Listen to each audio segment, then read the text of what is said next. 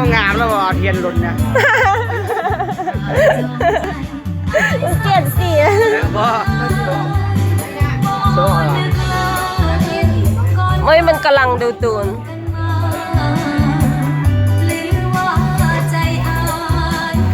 โอ้ปวดแถวเลย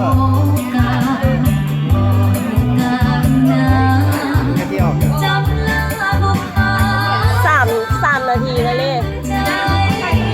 เขาให้คือว่าแต่นาทีเดียวเขาก็ออกแล้วแม้แต่ละอกซี่เนาะอุ้ยของเราก็ไปนี่แหละแก้วมันก็แตกบดแตกขึ้นกับดีกีเล่าเลยแหละ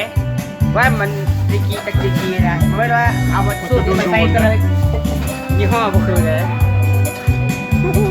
ด้วยที่ไข่ได้ทำร้านจำเป็นแล้วเรื่องความแซ่บเนาะเบียร์เล่นก่อน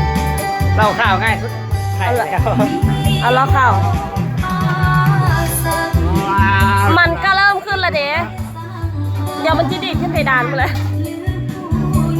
แล้วเตรียมโฮแล้วเด้อเป็นลายเติบแล้ว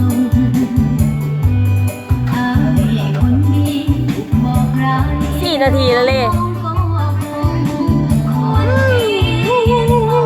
ออกแล้วมาแล้วขึ้นแล้ว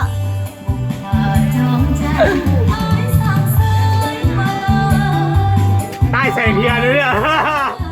ได้แสงเทียนเอาเหล้าเอาไม้ออกมาแล้วมาแล้ว มาเยอะมากมาแล้ว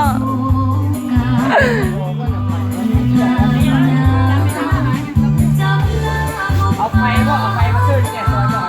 มันซ่อมขึ้นแล้วก็จะเวลามันใช่มาแล้วมึงมาแล้วโอ้ยกูลุ้นน่ะ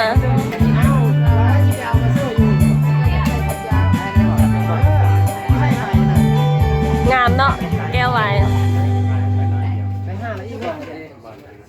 มาแล้ว